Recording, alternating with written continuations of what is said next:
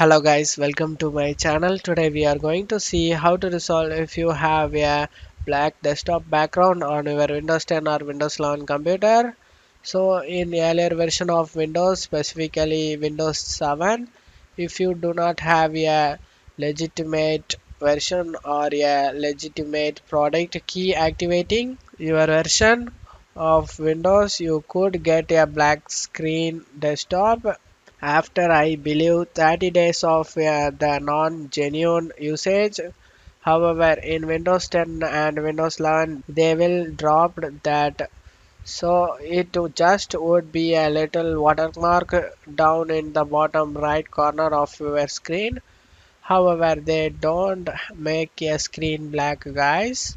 If you do not have an activation product key on your Windows computer, so this is an unrelated issue to Windows activation. So if you are stuck with a black screen on your desktop, very simple to fix this problem, guys. You just need to locate the image you want to set as wallpaper, right click on it, select set as desktop wallpaper. Now the black desktop screen has been changed to that wallpaper, and that's all you have to do it, guys. That's it for today's video, guys. Give me a like and subscribe. Thank you.